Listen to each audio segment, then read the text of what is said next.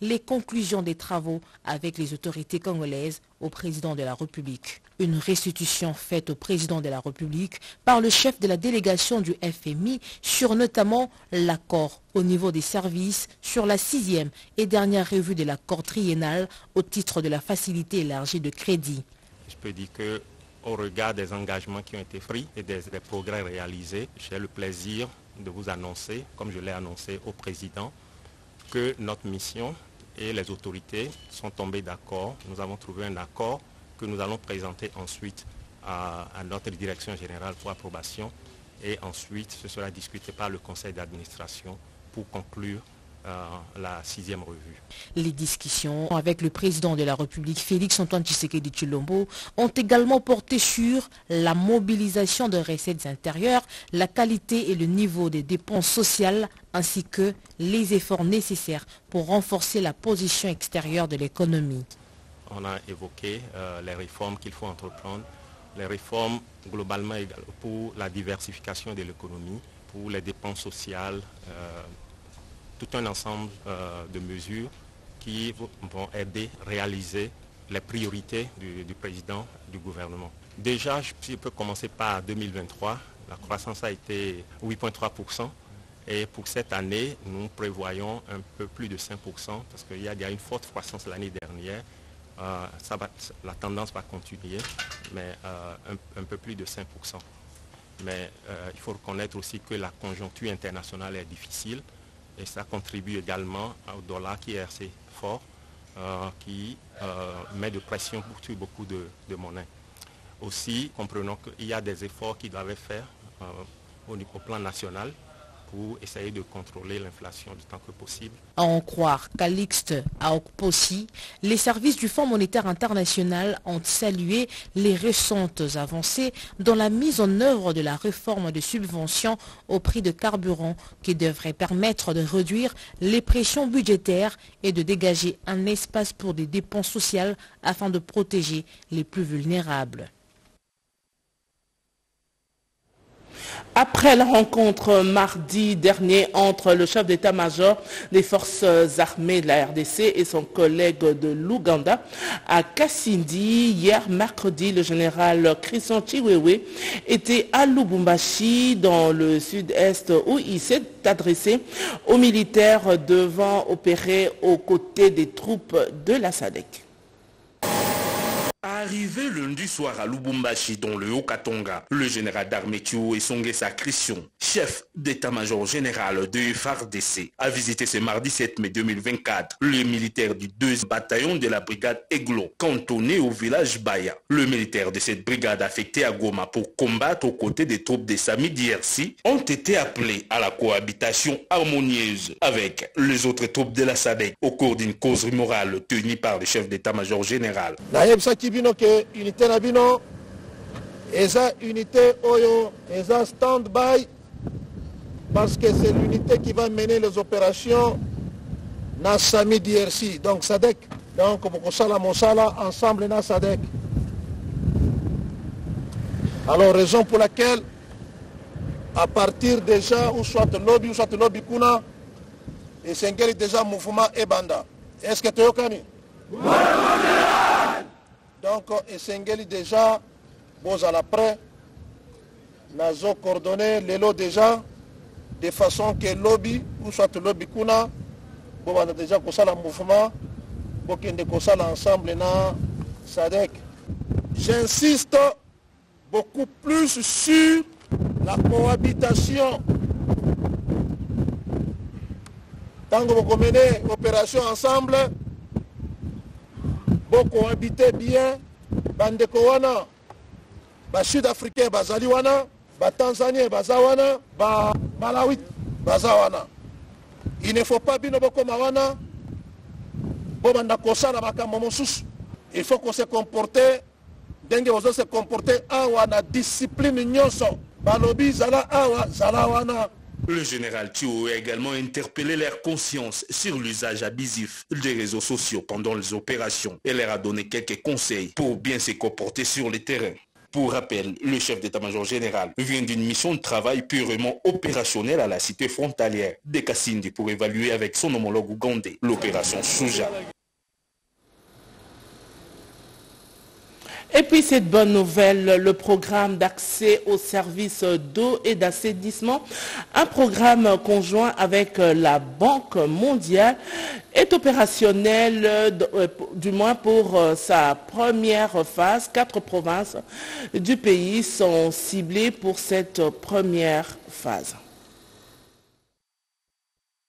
En présence des gouverneurs concernés, la signature ce mercredi 8 mai de cette charte par le gouvernement représenté par le ministre de numérique, le professeur Eberhard Cachemire Kolongele, et la Banque mondiale par Albert Zefack, directeur des opérations, marque ainsi le point de départ du projet PASEA, programme d'accès aux services d'eau et d'assainissement. Il s'agit d'un programme multiphase pour une durée de 11 ans, financé à 250 millions de dollars américains. La première phase vise à atteindre 3 millions de personnes dans 4 provinces pour une enveloppe de 400 millions de dollars financée à 100% par la Banque mondiale. Représentant son collègue des ressources hydrauliques, le professeur Eberhard Kolongele veut voir ce projet aboutir. Nos impressions sont celles de satisfaction, de savoir que la vision de son Excellence, Monsieur le Président de la République, Félix-Antoine Tshisekedi Tshilombo, de vouloir apporter à la population les services de base, à savoir l'eau et l'assainissement, eh bien, aujourd'hui, cette vision est concrétisée grâce à la collaboration étroite avec la Banque mondiale qui nous accompagne dans ce secteur. Du côté de la Banque mondiale, son directeur des opérations, Albert Zefack, promet d'accompagner le gouvernement pour... Ce programme que nous lançons aujourd'hui, le PASEA, vient donc porter l'expérience que nous avons faite à Kinshasa au niveau des provinces. Ce programme est décentralisé. Le rôle des gouverneurs de province, le rôle des unités de gestion de ces projets au niveau central et au niveau décentralisé sera essentiel pour que les populations reçoivent cette eau qui est la vie. Le projet PASEA doit à tout prix réussir. Le directeur de l'eau de la Banque mondiale dit la nécessité de la mise en œuvre d'une feuille de route du gouvernement congolais pour la mise en échelle du programme eau, hygiène et assainissement par le biais de PASEA et d'autres projets. Il se tient à Abu Dhabi, aux Émirats arabes, la conférence annuelle sur les investissements. Eh bien, c'est une occasion pour la République démocratique du Congo de vanter ses opportunités d'affaires. Plus d'une vingtaine de gouvernements représentés par leurs ministres respectifs en charge des questions d'investissement, de l'entrepreneuriat, du commerce, du tourisme, de l'industrie et des finances se retrouvent à Abu Dhabi, aux Émirats arabes unis, au forum annuel sur l'investissement. Les délégués des institutions internationales, régionales et patronales y prennent également part. La République démocratique du Congo est représentée par le ministre du Commerce extérieur, Jean-Lucien Boussa-Tongba. Dans sa prise de parole, il a tablé sur les réformes courageuses entreprises en République démocratique du Congo pour rendre incitatif l'environnement des affaires, et il a également expliqué pourquoi la RDC, forte de ses potentialités économiques, constitue une des meilleures destinations d'affaires pour les investisseurs internationaux. La République démocratique du Congo a porté 2 messages. Le premier, c'est celui de dire que sous l'impulsion du président de la République, le pays a connu des évolutions majeures en termes d'amélioration du climat d'affaires, et que la République démocratique du Congo est une terre d'opportunités, mais aussi une destination idéale pour les investissements. Le deuxième message, c'est de dire et de porter à l'attention de tout le monde ici que le pays dispose d'immenses potentialités comme tout le monde le sait. De ce fait, le ministre a mis l'accent sur les réformes déjà mises en œuvre et sur celles en cours dans le but de protéger et sécuriser les investissements. En particulier, les mesures fiscales incitatives ont été mises en évidence. Au Conseil économique et social, les conseillers de la République ont eu droit à un exposé sur la patrouille financière par l'Inspection générale des finances en rapport avec la lutte contre la corruption. L'Assemblée consultative que dirige Jean-Pierre Kiwakana prépare un avis sur la bonne gouvernance. Compte tenu de la qualité et l'efficacité de ses services, l'inspecteur général des finances, Jules Alinguete, a été invité au Conseil économique et social pour exposer sur les enjeux et atouts de la patrouille financière en RDC. L'IGF a peint le tableau sombre qui caractérise le pays de Simon Kimbangu en ce qui concerne la corruption, puis il a démontré le bien fondé de la patrouille financière en RDC ainsi que les résultats obtenus depuis que ce mode de contrôle a été approuvé par le chef de l'État Félix Antoine Tshisekedi Tshilombo et mis en pratique au niveau du pouvoir central. La traque qu'on est en train de faire aujourd'hui, on arrive à améliorer la qualité de la dépense publique qui était faible, qui commence petit à petit à augmenter. Tout ce travail ici a permis également de barrer la route à beaucoup de fausses exonérations. Et à beaucoup de gens qui étaient porteurs de fausses exonérations, qui aujourd'hui ont compris, ils sont rentrés en payant les droits. Au niveau des gestionnaires publics, le travail qui a été fait de la patrouille financière a permis une implantation progressive de la bonne gouvernance dans la gestion. Les gestionnaires que nous avons assiégés pendant 2 ans avec nos méthodes de travail ont compris aujourd'hui une dépense irrégulière et une dépense régulière. Et petit à petit, plusieurs ont commencé à intérioriser les règles de la bonne gouvernance. Pendant plus de 5 heures, les conseillers de la République ont eu le temps d'échanger avec les patrons de l'inspection générale. LKH Production et Mao. Comment vous allez dire août? Déjà le 10 août, événement et la n'est-ce pas c'est qui point ça? Un peu toi un artiste basé bien mais na ghetto. So tu mamsou même na débat si côté artistique musical, balo be mamsou à 2 personnes. Au bazo top. République ont eu le temps d'échanger avec les patrons de l'inspection générale des finances sur plusieurs questions liées à ce sujet. Très ému par la qualité de l'exposé, le président Jean-Pierre Kiwakana a remercié les chefs et son équipe pour leur contribution à cet avis qui rédige les conseillers de la République. Dans le secteur de finances, il se tient un atelier de capitalisation du processus de la revue du Code 33. On en parle avec Cédric Enina. Les restaurants Zamani a été ce cadre par excellence qui a accueilli les travaux de l'atelier national de capitalisation du processus, d'élaboration de la méthodologie de la revue légale assortie des outils de la collecte des données, à l'instar du projet de la loi foncière modifiant et complétant les dispositions de la loi foncière de 1973, déposé au Parlement par la CONAREF, organe technique du secrétariat général des affaires foncières. La revue légale, document de réglementation du droit foncier sur des occupants des terres et concessions de plus de 5 hectares et, à ce titre, dans la phase d'élaboration en avant-projet du décret du Premier ministre. Et cela va impliquer tous les acteurs gouvernementaux, organes techniques, autorités coutumières et populations autochtones. Nous nous sommes dit, avant que le gouvernement ne soit là, avant que l'Assemblée nationale fonctionne normalement, nous, comme Commission nationale pour la réforme foncière, nous réfléchissons pour anticiper. Et la réunion d'aujourd'hui, c'est pour mettre les outils qu'il faut à présenter et au gouvernement et à l'Assemblée nationale. L'objectif poursuivi par cet atelier, c'est entre autres également veiller à la conformité juridique des titres fonciers de plus de 5 hectares et établir l'équilibre entre les propriétaires des concessions non mises en valeur et les autochtones qui n'ont pas accès à la terre et qui sont capables de la mettre en valeur. Hier, mercredi, c'était la journée internationale de la Croix-Rouge et du Croissant Rouge en République démocratique en République démocratique du Congo. Cette journée a été marquée par des manifestations à l'égard des victimes de la guerre de l'Est du pays.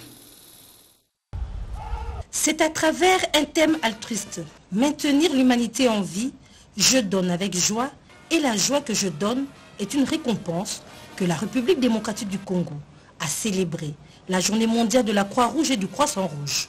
Pour donner du relief à cette activité, l'esplanade du Stade des Martyrs de Kinshasa a accueilli un défilé de forces vives de la Croix-Rouge congolaise. S'il faut refaire l'histoire, cette journée mondiale a été instituée en 1948 lors de la 14e conférence internationale de la Croix-Rouge pour honorer l'action d'Henri Dunant et son combat pour l'instauration d'un secours humanitaire. C'était aussi une occasion pour le réseau des volontaires de la Croix-Rouge et du Croissant-Rouge de réaffirmer leur engagement en faveur d'une humanité commune. Notre mouvement de la Croix-Rouge en est un avant-poste de l'aide humanitaire et œuvre à la protection de celles et ceux qui ont le plus besoin. Nous avons à maintes reprises démontré notre capacité à répondre avec efficacité aux crises multiples et simultanées qui surviennent à travers le pays. Nos forces résident dans notre présence au sein des communautés, dans notre unité, dans notre détermination à donner corps aux idéaux d'une action humanitaire nette. Cette année, la journée mondiale de la Croix-Rouge et du Croissant-Rouge a été dédiée aux victimes de la guerre dans l'Est de la République démocratique du Congo, ainsi qu'aux volontaires qui œuvrent sur le terrain pour leur venir en aide. Un hommage appuyé à l'engagement de ces hommes et femmes qui, jour après jour, contribuent à maintenir l'humanité en vie. La fondation HJ se lance dans la fabrication des prothèses et la prise en charge des personnes à mobilité réduite, une initiative saluée par la ministre déléguée des personnes vivant avec handicap. Un partenariat scellé entre le ministère de personnes vivant avec handicap et autres personnes vulnérables et HJ Foundation dans l'accompagnement orthopédique des personnes vivant avec handicap.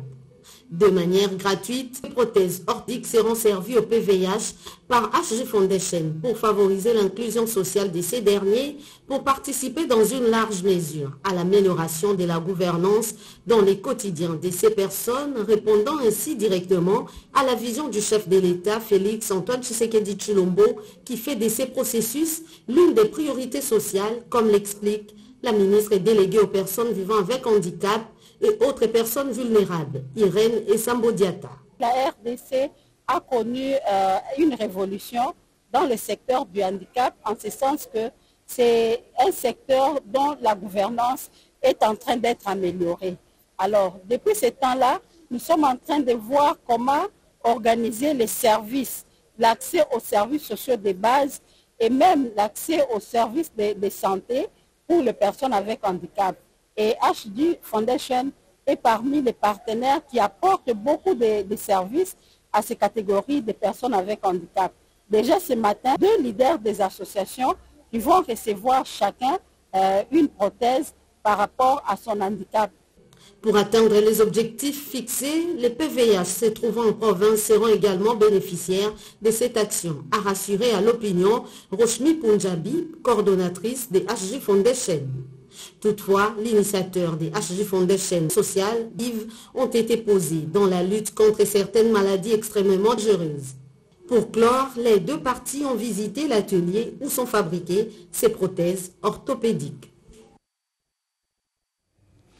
Des conflits s'observent à Opala et Isangui. Voilà pourquoi les caucus des députés de la Chopo a sollicité et obtenu l'arbitrage du vice-premier ministre, ministre de l'Intérieur, en rapport avec ces conflits récurrents.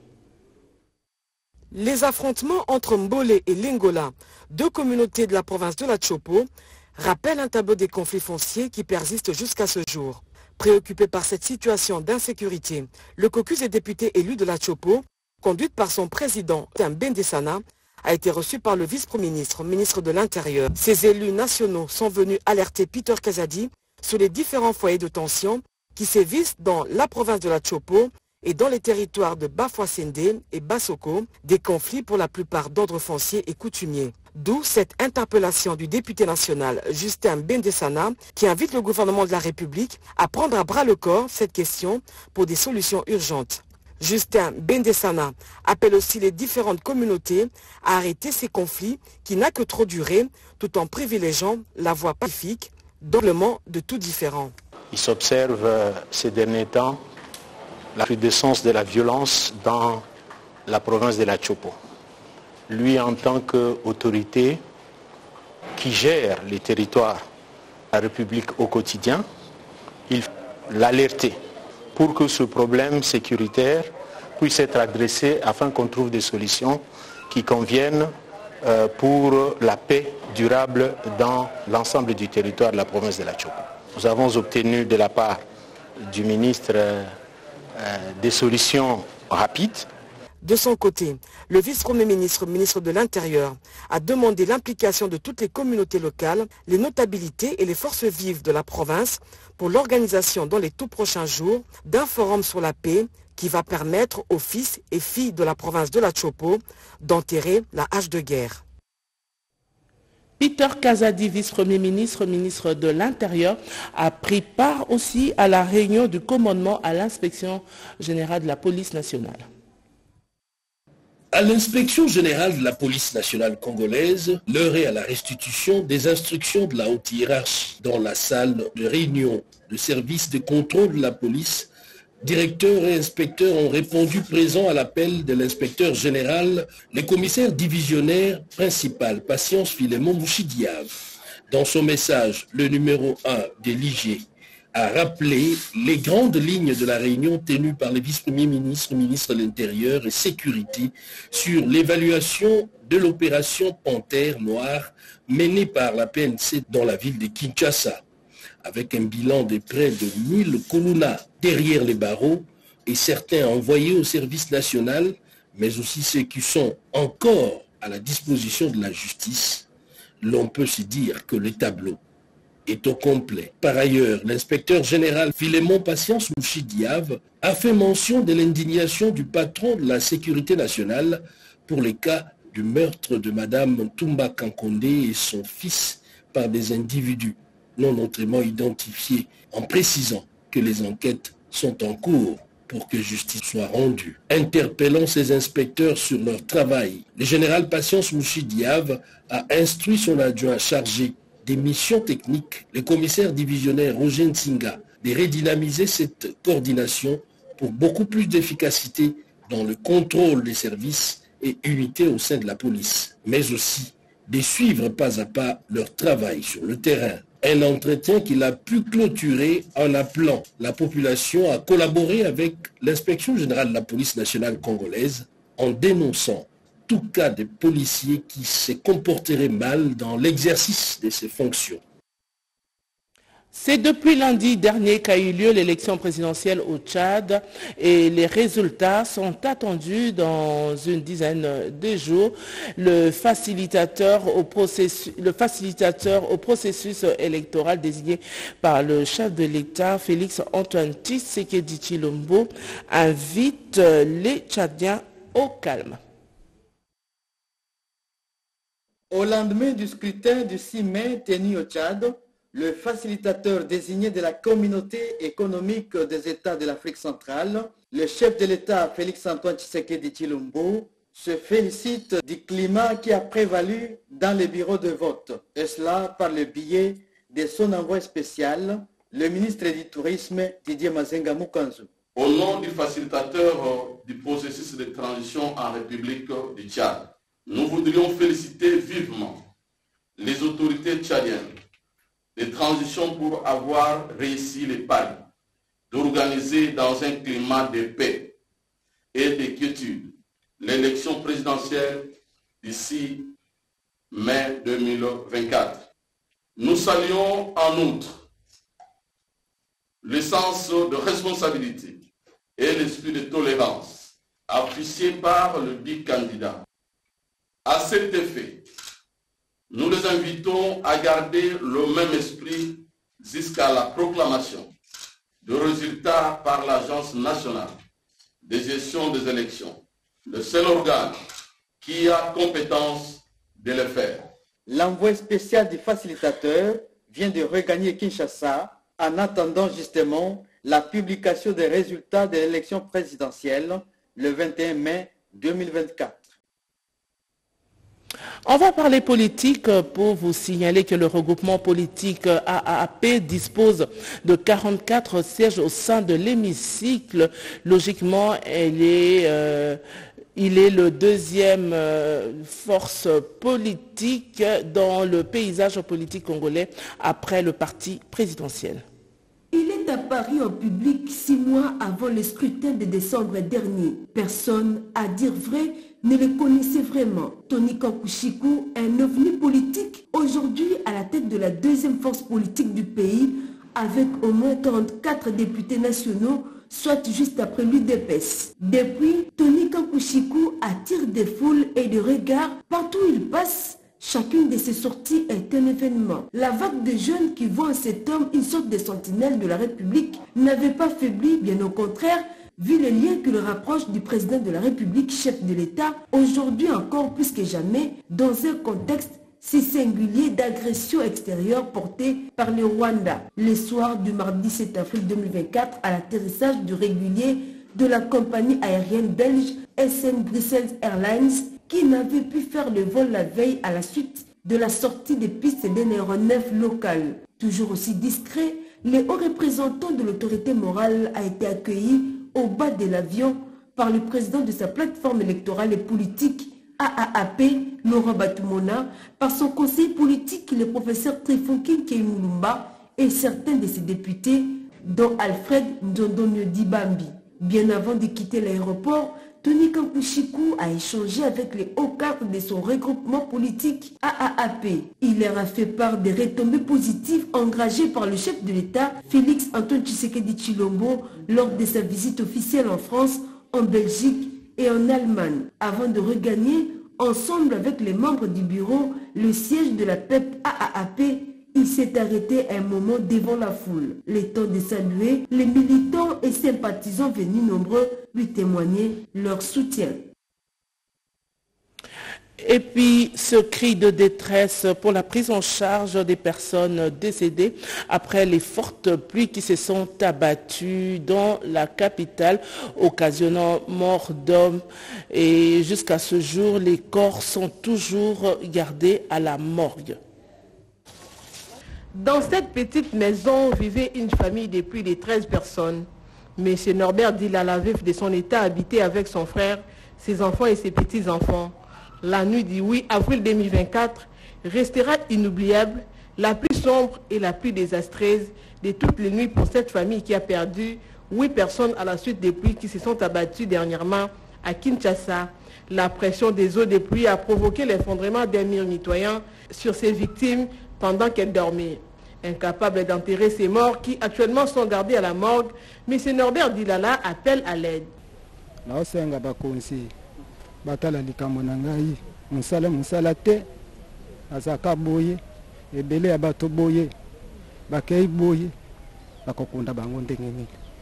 Un mois après ces drames, une délégation de la Fondation Stella Touanisha, conduite par son coordonnateur, a rendu une visite de réconfort à cette famille endeuillée. Dans sa gibecière, un lot important de vivres est composé de sacs de sémoule et braises, des cartons de poulet, des sachets de sucre et bien d'autres produits de première nécessité. Une occasion pour les coordonnateurs de la Fondation Stella Touanisha de lancer un SOS aux autorités du pays de s'impliquer pour l'enterrement des victimes de cette tragédie. Nous nous sommes dit, nous devons compatir avec cette famille éprouvée, partant de nos objectifs. Raison pour laquelle nous avons amené le paix qui pouvait permettre à ce que cette famille soit consolée. Cette famille s'est retrouvée sans aucun secours. Signalons qu'aucune autorité policière ou municipale ne s'est rendue sur les lieux où se produisent ces désastres. La Fondation STF est donc la première à apporter son soutien à cette famille en détresse. On va terminer par cette remise officielle de l'école primaire Mundele dans la province de la Chopo. Eh bien, cette remise entre dans les cadres de PDL 145 territoires. La remise de cette école module a coïncidé avec le début de la session d'examen d'État pour la dissertation. C'est une population d'Ubundu visiblement satisfaite qui a réceptionné cet ouvrage exécuté par le PNUD dans le cadre du programme du développement du territoire. Ceci est consécutif au programme de l'exécutif congolais d'ouvrir le coin inaccessible du pays aux infrastructures de base. Le directeur de l'école primaire était l'homme le plus heureux. Il n'a pas tari d'éloges à l'endroit du gouvernement et du PNUD représenté par son chef de bureau qui a déclaré que ceci n'est que le début de livraison des infrastructures que son institution construit dans la province de Pau, à savoir les centres de santé et une soixantaine d'écoles primaires.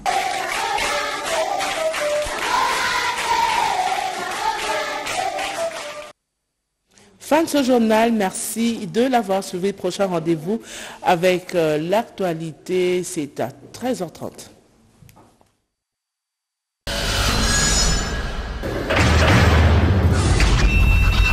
LKH Production vraiment le 10 août déjà le 10 août événement ezalaka moko n'est-ce pas c'est qui Pwanza un peu toi un artiste basé bien mais na kati ghetto so toi même même na débat si côté artistique musical balo bien mamsou à deux personnes au bazo top